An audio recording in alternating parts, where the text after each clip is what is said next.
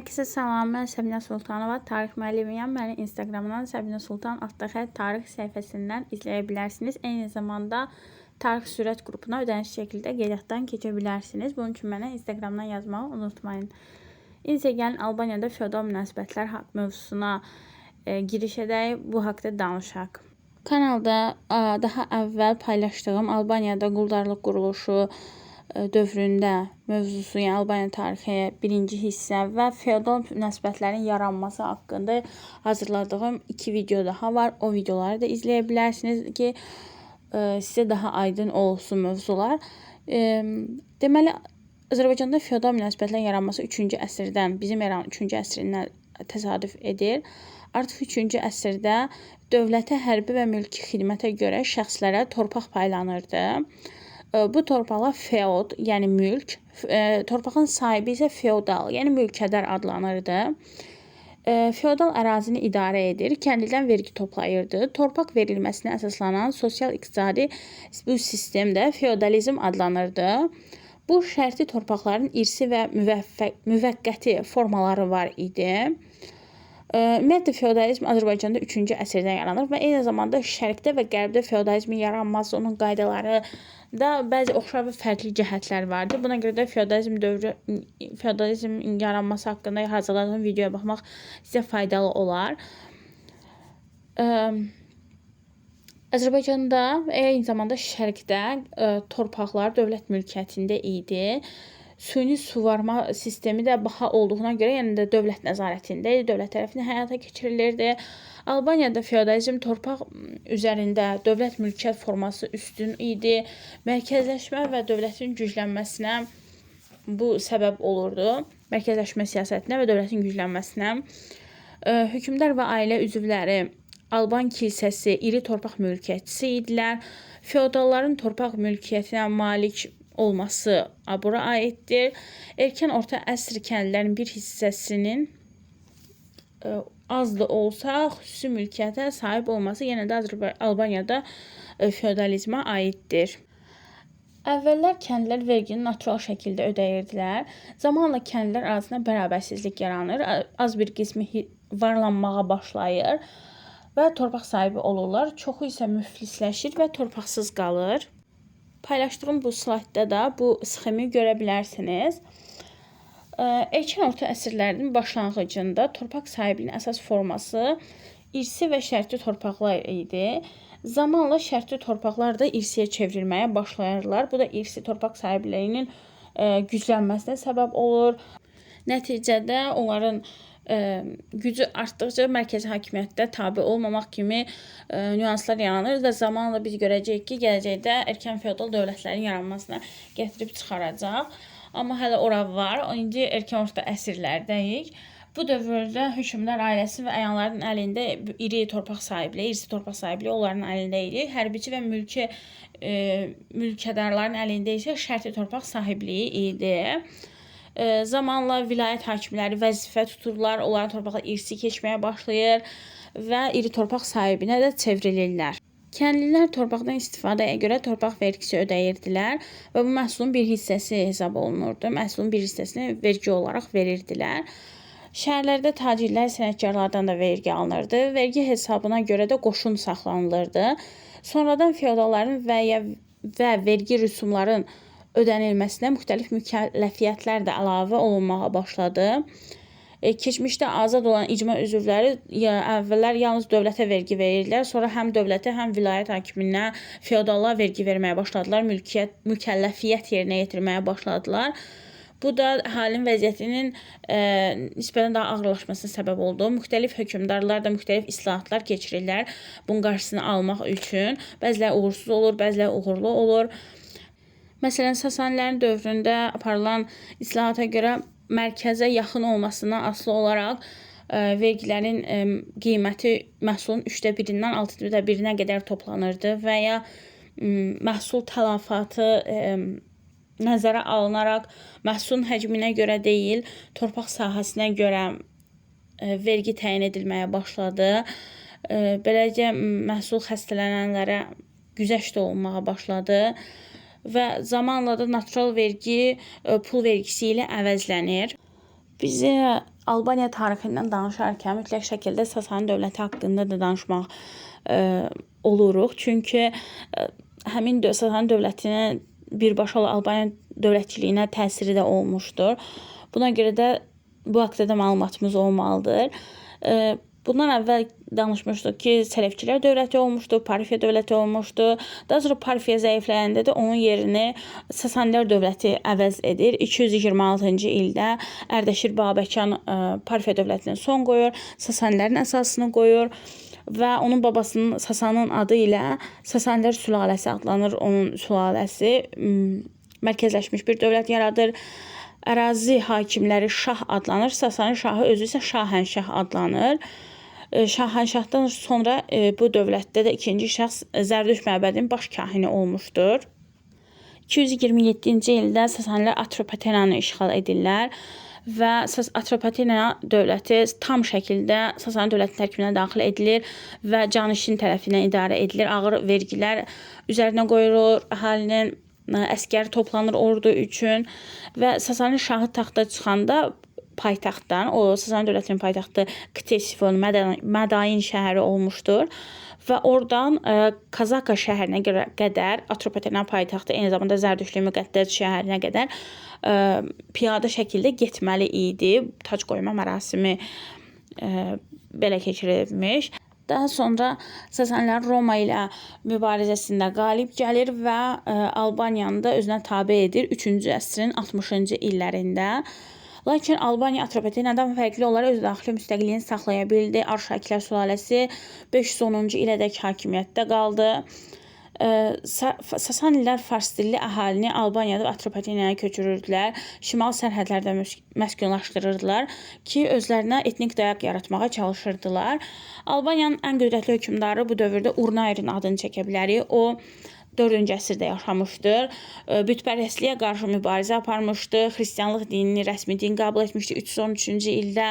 Lakin xristianlığı bütün əhalidə qəbul etmədi. Xristianlıq Albaniyada ümumiyyətlə 1-ci əsrdən yayılmağa başlamışdı. Urnayırın dövründə bütpərəstliklə mübarizə güclənmişdi. Xristianlıq dövlət dini olunur, kilsələrə torpaq paylanır.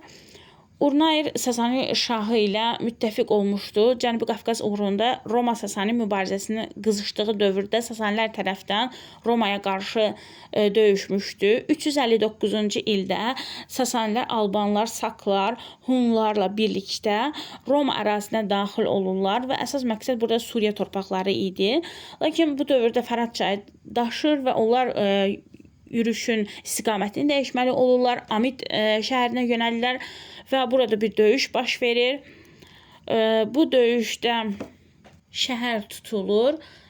Daha sonra 5-ci əsrdə şimal hücumlara qarşı 2-ci Vaçe dövründə, o 5-ci əsrdə yaşamışdı, paytaxtı Qəbələdən Bərdəyə köçürmüşdü. Belə ki, Albaniya dövləti yarandığı dövrdən bəri paytaxt Qəbələ şəhəri idi. Kürün sol sahilində idi və tez-tez şimaldan Dağıstanda, Dərbənd qapılarından şimal tayfaları tez-tez yürüşlər edirdilər. Alanlar, Hunlar və basqınlar, qarətçi yürüşlərə qarşı tez-tez Qəbələ şəhərini dağıdırdılar. Buna görə də Kürün sağ sahilinə, Bərdəyə köçürülür paytaxtı. Eyni zamanda Sasanilər də şimaldan qorunmaq üçün, orada şimal tayfaların hücumlarından qorunmaq üçün sədlər tikirlər. Lakin bu sədlər tikilməsinə görə əhalinin üzərinə də ağır vergilər qoyulur. Buna görə tez-tez üsyanlar baş verir. Tikilən sədlərə biz Beşbarmaq səddini, Şirvan səddini, Dərbənd səddini adını çəkə bilərik. 2-ci Vaçinin dövründə də üsyanlar baş vermişdir. 463-cü ildə Albaniyanın daxili müstəqilliyinə son qoyulur. Səbəbi də yenə də üsyanlar idi. Eyni zamanda Albaniya hökmdarının da bu üsyanlarda iştirakçı kimi çıxış etməsi idi. Lakin 5-ci əsrin sonunda artıq Sasanilər Axunlarla döyüşlərdə artıq zəifləmişdilər və Albanlar yenidən öz daxili müstəqilliyini bərpa edirlər. Vergilər azaldılır, dini və etiqad azadlığı tanınır. 481-484-cü illərdə Azərbaycanda, İberiyada üsyanlar qələbə çalırlar. Sasani şahı ilə müqavilə bağlanır və Albaniyanın daxili müstəqilliyi tanınır. Xristian dininin təqibi dayandırılır. Arşaki son hökmdarı 3-cü Vaçakan olmuşdur. O 487-510-cu illərdə yaşamışdır. 5-ci əsrin sonu, 6-cı əsrin əvvəlləri deyə bilərik. Xristianlığı yayır, atəşpərəstlik və bütpərəstliyi təqib edirdi. Dini birlik yaratmaq üçün islahatlar keçirirdi. 3-cü Vatikan dövründə kilsə məclisi çağırır və qanunlar qəbul edir. Əyanların hüquqlarını və vergini tənzimləyir. Yeni kilsələr, məktəblər tikdirir. Bura Amaras kilsəsinin, monastırının adını çəkə bilərik. Demək 6-cı əsrdə Sasani şahı 1-ci Xosrov inzibati bölgü keçirir və ərazi bölgüsünün sahəsində bu keçirilən dəyişikliklərdə Atropatena Albaniya Adurbaqan adı ilə şimal canişinliyinə daxil olunur. 510-629-cu illərdə Albaniyada Sasani canişinləri tərəfindən idarə olunur. Bu dövrlərdə müharibələr, vergilər, quraqlıq əhalinin vəziyyətini pisləşdirir və yenə də üsyanlar baş verir. Burada Məzdəyin başçılığı ilə üsyanı misal gətirə bilərik. Məzdəkin başçılığı ilə üsyan baş vermişdir. Məzdək özü Təbrizdə doğulmuşdu. Onun əsas məqsədi Tanrının nemətlərinin bərabər bölünməsi idi. Ədalətli cəmiyyət üçün mübarizə göstərmişdi. Xeyrin şər üzərində qələbəsinə inanırdı. Bu üsyan Atropatenaya yayılır. Hərəkatda kəndlilər, sənətkarlar, şəhər yoxsulları, bəzi əyanlar hətta iştirak etmişdilər. Sasani şahı 1-ci Qubadın dövründə bu hərəkat güclənmişdi və hətta 1-ci Qubad bu hərəkatı müdafiə etmişdi. Qıtlıq dövründə taxıl anbarlarını əhalinin üzərinə açmışdı. İri feodallar da bundan narazılıq duyub Qubadı taxtdan salmışdılar. O iri feodalların əlindən qaçıb Axun hökmdarına sığınır. Məzdək və tərəfdarları da Azərbaycana qaçırlar. Lakin Axun hökmdarının köməkliyi ilə Qubad hakimiyyətini bərpa edir və bundan sonra isə Məzdəklərlə mübarizəyə başlayır. O Məzdək və tərəfdarlarını saraya çağırır ki, onlarla danışıq aparsın, əslində hiylə işlədir və onları cəzalandırır. 6-cı əsrin 1-ci yarısında Məzdək hərəkatı yatırılır, iştirakçılar da edam edilir. Daha sonra biz 1-ci Xosrovun islahatlarından danışmışkən sahibsiz torpaqların hərbiçilərə paylanmasından danışa bilərik. Bu dövrdə irsi torpaq sahibliyi və şərti torpaq sahibliyi olmuşdur. Şərti torpaq sahibliyi də hərbi xidmət müqabilində hərbiçilərə paylanmışdır. Məmur öz başınalığına son qoyulur. Uşaqlar, qadınlar, qocalar, hərbiçilər, kahinlər, məmurlar can vergisindən azad olunurlar. Eyni zamanda 7-ci əsr ərəb mənbələrinə görə bu dövrdə Azərbaycan torpaqlarına türk tayfaları yürüşlər etmişdir və yerli əhali ilə qarışmışdır. Daha sonra deyə bilərik ki, 7-ci əsrin əvvəllərində Albaniyada Mehranilər sülaləsi hakimiyyətə gəlir və bu sülalenin banisi də Mehran olmuşdur. Mərkəzdə Girdiman vilayəti idi. Burada Mehravan qalasını saldırır. Daha sonra onlar daha çox ətraf vilayətləri özlərinə tabe edirlər və birləşirlər. Paytaxtda Bərdə olur. 7-ci əsrin 30-cu illərində Albaniya Sasanilər asılı idi. Alban hökmdarı Cavanşiri, o öz oğlunu Cavanşiri ərəblərə qarşı göndərir. Belə ki, həmin dövrdə ərəblər hücuma keçmişdilər və Sasanilər asılı olduğuna görə Alban hökmdarı öz müttəfiqinə qoşun göndərməli idi. Qoşun başçısı olaraq da öz oğlu Cavanşiri Sasani hökmdarının köməkliyinə göndərmişdi. İran şahı onu öz igidliyinə görə mükafatlandırmışdı. Ona qızıl silah vermişdi. Lakin tezliklə ərəblər qalib gəlirlər, Ktesifon tutulur və Cavanşir geri qayıtmağa məcbur olur. 642-ci ildə də Cavanşir taxta çıxır, hələ atasının sağlığında, atasının siyasəti nəticəsində. Bu dövrdə Albaniya İberiyadan Hun qapısına, qalasına qədər əraziləri, cənubda Araz çayına qədər ərazilərə hökmranlıq edirdi. Albaniya ərazilərində daxil idi. 7-ci əsrin 30-40-cı illərində Azərbaycan xilafət ordusu ilə ilk və açıq döyüşlərə üzləşdi. 639-cu ildə ərəblər Qəzvini tutdular və Cənubi Azərbaycan işğalına başladılar. 642-ci ildə Cənubi Azərbaycan mərzbanı İsfəndiyar İbn Fərruxzad idi. Ərəblər ona qalib gəlirlər, onunla sülh bağlayırlar və üzərinə vergi qoyurlar. Bundan sonra ərəblər Muğan, Şirvan, Dərbəndə də yürüşlər edirlər. Muğanda müqavimət göstərirlər, lakin 3 il sonra bu ərazilər tutulur. Ərəblər də Dərbəndi tutmaq istəyirlər. Şirvan və Dərbənd hakimi də o dövrdə Şəhriyar idi. O ərəblərlə sülh bağlayır, Dərbəndlilər vergidən azad edilmişdilər. Əvəzində isə bütpərəstlərə və xilafət düşmələrinə qarşı vuruşmalı idilər. Bu dövrdə ərəblər Xəzər xaqanlığının paytaxtına hücum edirlər və 1-ci Bələncər döyüşü baş verir. Burada da məğlub olub geri çəkilirlər. 653-cü ildə ərəblər Azərbaycana yenidən hücuma keçirlər, yürüş edirlər və Xəzərlərlə birlikdə 2-ci Bələncər döyüşü baş verir və buradan yenə də məğlub olurlar. 654-cü ildə Cavanşir Bizans imperatoru ilə görüşür və xilafətə qarşı ittifaq qurmağı danışırlar, müttəfiq olmağa çalışırlar. Lakin Bizans imperatoru verdiyi sözləri tutmur. 7-ci əsrin 60-cı illərinin əvvəllərində Albaniya şimaldan Xəzərlərin hücumuna maruz qalır və burada bir Kür döyüşü baş verir. Cavanşir bu döyüşdə qalib gəlir. Lakin 3 il sonra Xəzərlər yenidən hücuma keçirlər və qarətlər edirlər. Buna görə Cavanşir Xəzər xaqanının qızı ilə evlənir və onlar sülh bağlayırlar.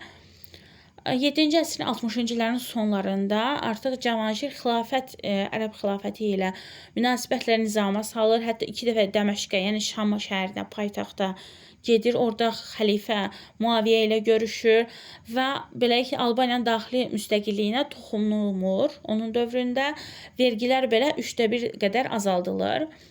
681-ci ildə Bizanspərəst qüvvələr tərəfindən Cavanşir öldürülür. Onun ölümündən sonra gələn varisi də ərəblər tərəfindən edam olunur və 705-ci ildə Albaniyanın daxili müstəqilliyinə son qoyulur. Mehranilər sülaləsi də burada süqut edir, son qoyulur və 705-ci ilə qədər gəldi. Albaniya dövləti süqut etdi. Bundan sonraki videomuzda biz artıq xilafət dövründə idarə etmə, torpaq, vergi sistemi, eyni zamanda Xürrəmlər hərəkatı haqqında danışacağıq. Buna görə də mütləq şəkildə izləmədə qalın.